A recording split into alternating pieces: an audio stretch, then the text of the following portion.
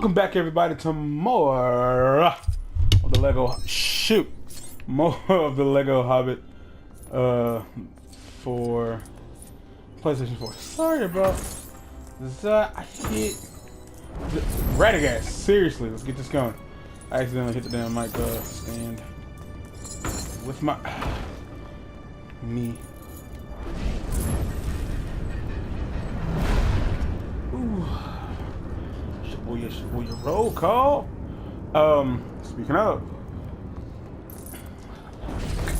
Now, anybody who's been like really paying attention to the channel, like, first off, hey, thanks for that. I appreciate it. Secondly, if you know, for those who have, we kind of do this. I kind of do this like music thing. I kind of do this like music thing. Okay? We do music here. Well, yeah, we do music here. We meaning me, my boy Rez, and Wolf, and also my homeboy Ruckus, aka Matt Moore, or Matt Moore, aka Ruckus, whichever. Look, yeah, we just haven't had the chance to record with him personally yet. But we do music, and one of the tags in my channel, for those who haven't paid attention or don't or might not know, is independent music. It's a big thing for us. Like, we intend to I honestly started the channel because I could, for one, and it was like I just felt like it's something I could do and it would be fun. But with that being said, and I'm a big fan of independent music. So with that, with independent music goes, I'm a really big fan of Tech Nine, the Strange Music label as a whole.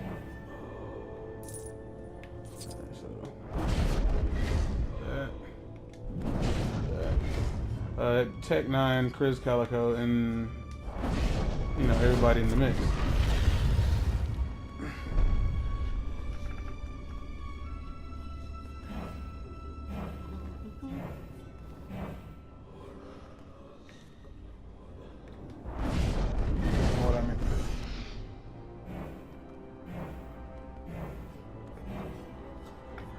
So, the reason I bring that up is simply because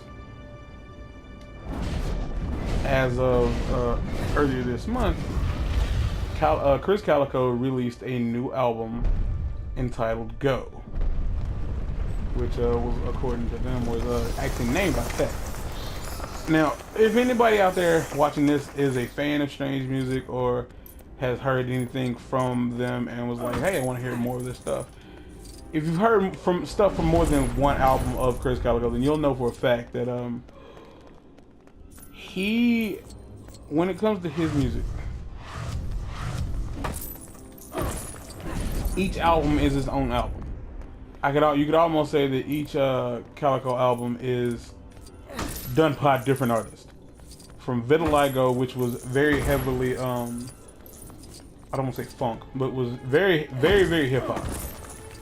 And it had a lot of soul, and it had a lot of hip hop and a lot of soul with touches of R&B here and there. I think next was Genius, which had a touch of gospel, hip hop here and there, rock. Yeah, I think that was like, as far as that album had a lot of R&B, rock, hip hop, and a touch of gospel. Kicking and Screaming, I can almost say Kicking and Screaming was like where he started to really venture out.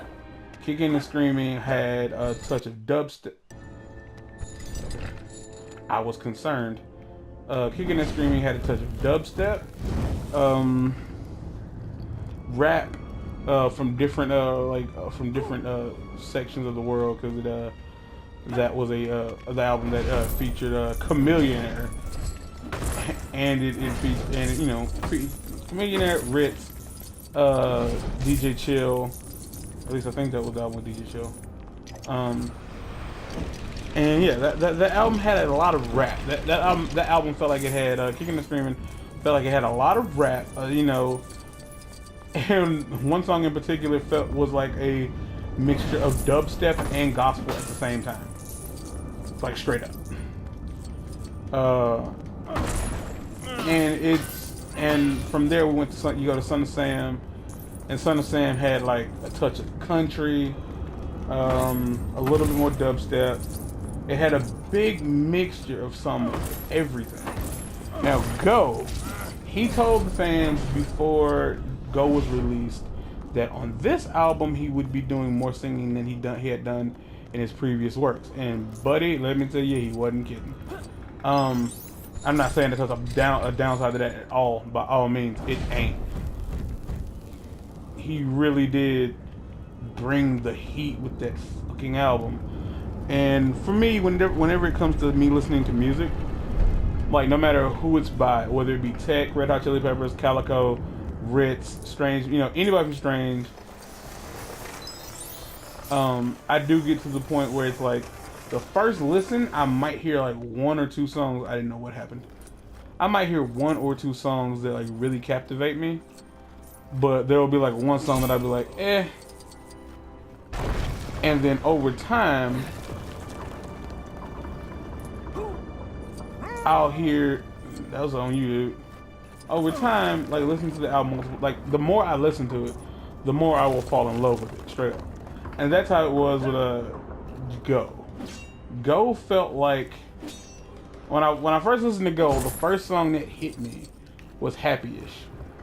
I think Talk Up on It and Happy-ish were the only two songs that I knew existed from the album. Everything else, when it comes to like a album that I'm going to pre-order, I always pre-order Strange Music albums. Whenever it gets to a point where like I've heard this artist, I like this artist, the pre-orders always come with a autograph and like, you know, it comes with stuff. It makes like the pre-order worth it. With that being said, I think probably Sunday, if not Sunday, then Monday, I'm going to pre-order Ritz's Top of the Line because it comes the deluxe edition comes with a DVD. Woo! Okay, y'all got me on that one. So this album, yeah, the only album songs off of Go I knew existed were Trippin', were Happy-ish and Talk Up on It. And I had only heard like maybe 3 bars of Talk Up on It. And I'd heard maybe like 4 or 5. The only thing I'd heard from Happy-ish, oh my dear Lord, I actually had to do this all over again. Wow. The only thing I'd heard from Happy-ish was just like the concept of like the acoustic guitar and him just singing. Because it was at the end of a video, or like a video had started and it was him doing them live on a radio show. And again, because I didn't want to spoil anything, I didn't listen. And so, ooh. There we go. And so Happy-ish hit me really, really hard the first time I heard it. Mostly just because of the subject matter. The idea of, he says, I'm not happy, I'm just happy-ish. And I guess that's like something I realized about myself a long time ago, that happiness just isn't necessarily where I am in the world. It's just I have these brief moments of, where life ain't quite as shitty as it was previously. And so yeah, so I've always said I don't really know what happy is, but meh. But the more I've listened to the song, like Orangutan was dope because that's like one of the pure rap tracks on the album that features like recognize JLB Hood or JL of B Hood. I don't know exactly how you pronounce that guy's name. It just might be JL. I don't know. Ritz, both members of Seth's crew, and that might be it. I know Stevie Stone is on there a couple of times, which is kind of funny because as of now, I guess Stevie Stone and Calico are the 2 singers of Strange Music because Irv the Phenom is nowhere to be found. I'm not throwing shade. I'm just saying he ain't there.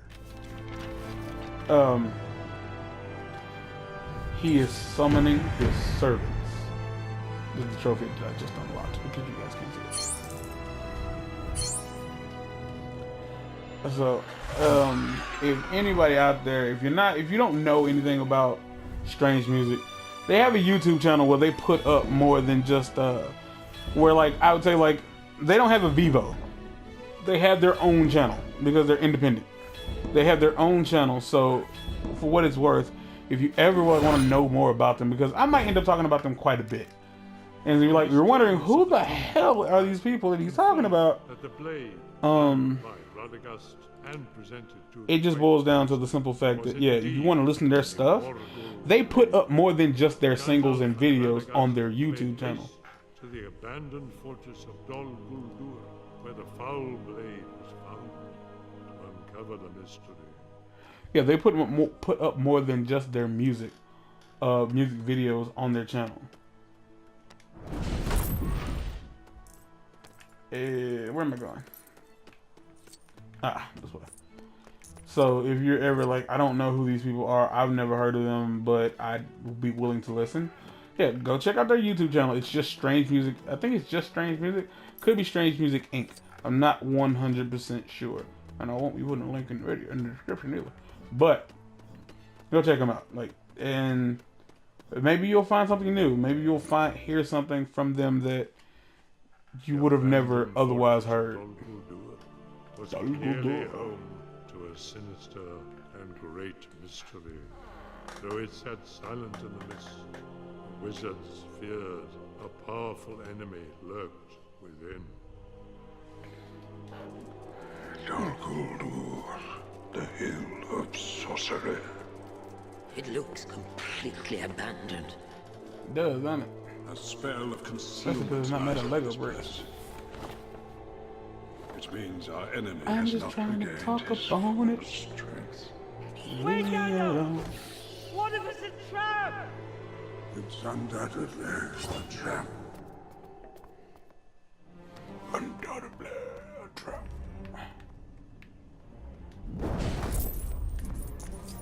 Like, I see it, y'all see it, but it won't let me hit it. Whatever.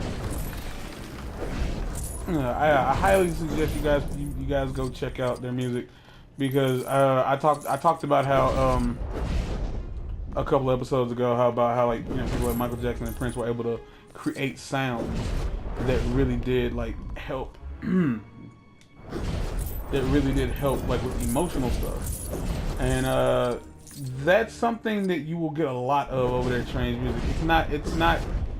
It's not stuff you will hear in mainstream. It's not. It's actually music with content, like from a like real life point of view. You know, whether it be something positive or something that can be misconstrued as negative, it's still real life stuff. Like a lot of their music a lot of Tech's music is very, very emotional. Same goes for Calico. A lot of what they do is really based around their lives and the lives of the people around them, and it creates this. It creates a bond, I guess, between the listener and the artist, to know that like the people that are making the music aren't just talking out their ass and just making words rhyme and blah blah blah blah blah. It really does feel like, okay, there's a reason I should listen to this, because this isn't just them talking about nothingness. It's music with a purpose, and it's like I can say that yeah, Tech does have a way of like taking his pain and like making a song out of it that it's so good that, I mean, he understands that a lot of his fans really do want to hear, I'm really not trying to do that, want to hear, it's not that we want the sad music, but it does help, and he understands that it helps. But I only got like less than a minute, so pause. You know what it is, y'all. Go ahead and cut it short. Go ahead and cut it here. Not necessarily cut it short and go down and ran the 15 minutes. If you like what you see, go ahead, throw me a subscription. Hit that like button if you don't mind, because I mean it's there. If you don't like it, shit. If you don't like it, hit the like button too. Hit the dislike button. I mean, but if you don't hit the dislike, at least tell me why you disliked it, and I can work on future videos and make things a little bit better. But with that being said, I'm up out of here, y'all. I'll catch you in the next one. Peace.